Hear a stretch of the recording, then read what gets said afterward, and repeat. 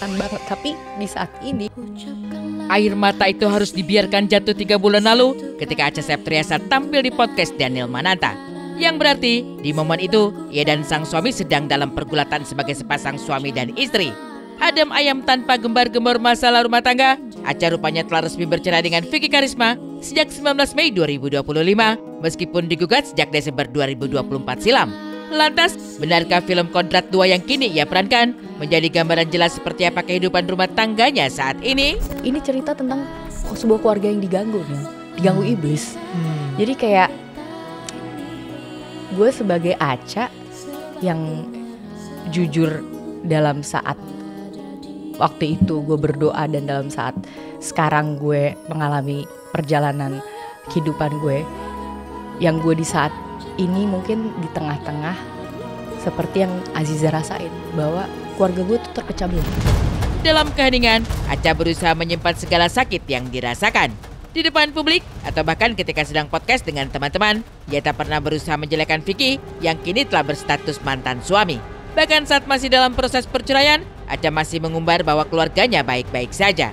7 bulan lamanya segala rasa itu dipendam. Dan kini akhirnya semua itu terkuak. Aku tuh orangnya pengen bertanggung jawab sama anak dan keluarga sih. Maksudnya di samping aku juga tetap gak meninggalkan karir, tetap harus balik lagi ke film dalam hal kalau misalnya schedule-nya cocok ya. Dan maksudnya aku bisa membawa anakku tanpa membebani banyak hal kepada suami. Yang menurut aku itu adalah komitmen gitu. Jadi harus tetap fokus ke keluarga tapi juga bisa selesaiin kerjaan dengan profesional. Kodrat 2 adalah sebuah film yang begitu menggambarkan kehidupan rumah tangga Acha. Entah kebetulan atau tidak, tapi bagi Acha, film ini seperti jawaban baginya. Sebagaimana perjuangannya meninggalkan Indonesia untuk mengikuti suami tinggal di Australia, demikian pula lah jalan cerita yang dibangun sang sutradara dalam film Kodrat 2. Azizah adalah Acha, dan Acha adalah Azizah. Sosok wanita yang berjuang mati-matian untuk melindungi keluarga dari godaan dunia. Hidup seolah tanpa celah, senyum diumbar pada siapapun yang dijumpai. Acha berhasil menahan semua penderitaan itu sendirian. Melihat air mata Acha di layar kaca sudah cukup membuat hati perih. Apalagi menyaksikan secara langsung jeritan hati yang belum sempat diutarakan. Menelisik jauh kehidupan di masa sekarang, terkenang kembali seperti apa gemilangnya karir Acha Septriasa sebelum mengenal Vicky Karisma.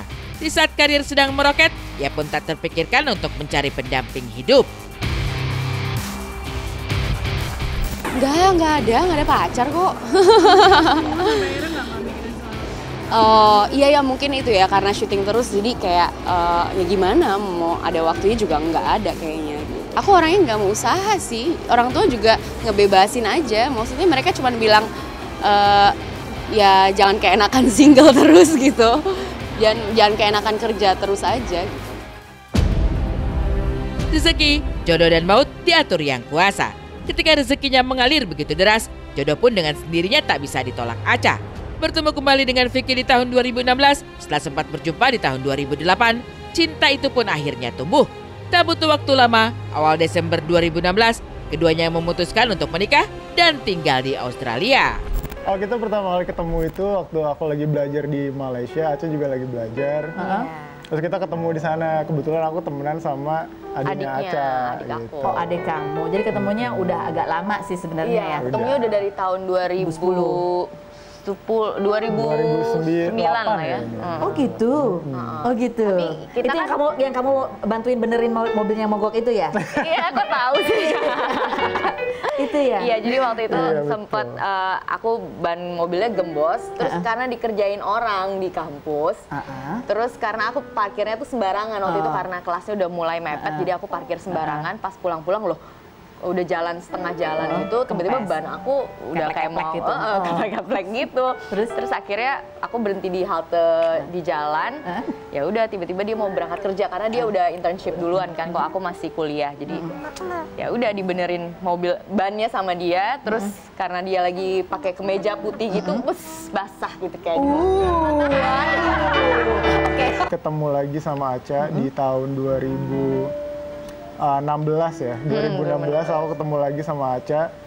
7 tahun kemudian. 7 tahun kemudian. Nah terus di situ aku komunikasi lagi sama Acha. Ternyata dia masih personality masih sama, masih kayak yang dulu aku kenal. Jadi kayak hebat banget ya orang itu bisa segitu lama tapi konsisten gitu. Jadi aku lebih Jadi terharu.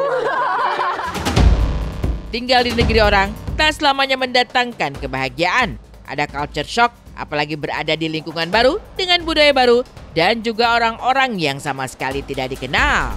Mama aku waktu itu sama suami aku kan nyari apartemennya, make sure banget nih Aca kalau misalnya belanja di sebelah nih gitu kan. Jadinya apartemennya tuh cari yang bener-bener yang proper lah lokasinya gitu. Deket grocery lah pokoknya ya. Deket grocery itu juga tetap aja capek orang bawa grocery itu sendiri. Ada kali 7 kilo nih kalau bawa apa lagi tuh hamil. botol air kan wah berat tuh kan.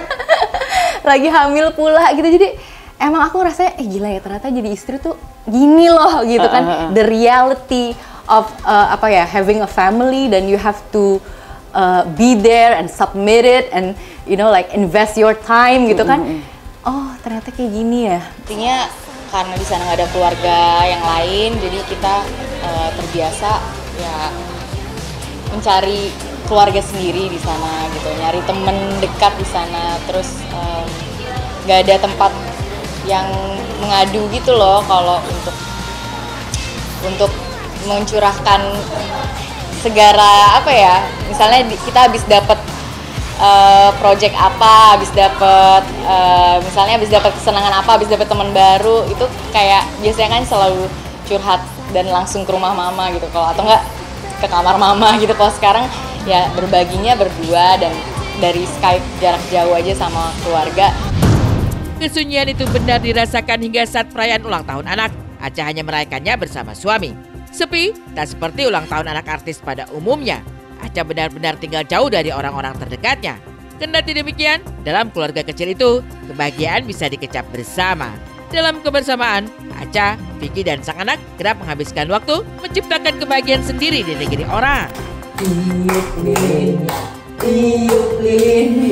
Tiup lilinnya sekarang juga.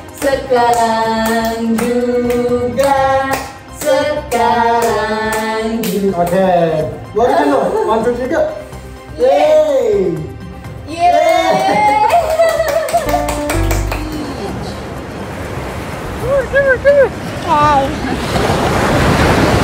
Rijia lagi pengen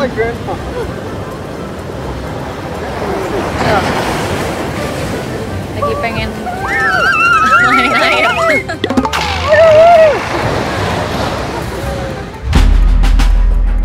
Kebahagiaan itu tak bertahan lama. Menikah pada 11 Desember 2016, keduanya harus memutuskan berpisah di awal tahun 2025.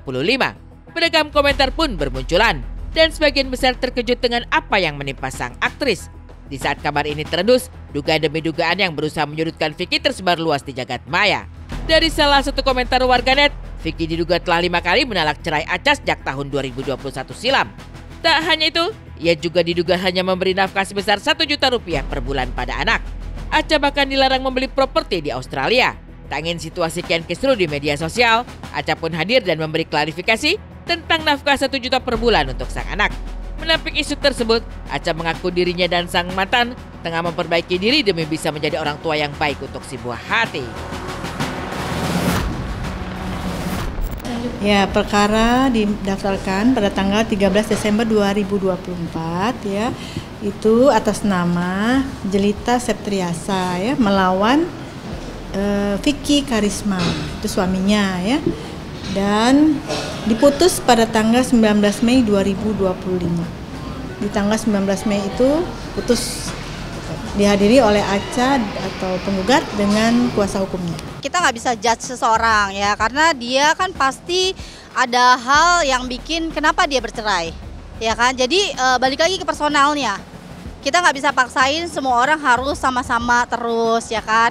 Either dia punya masalah dengan suaminya atau sama mantannya, ya itu balik lagi ke personal. Jadi kayaknya kita nggak usah ngurusin orang.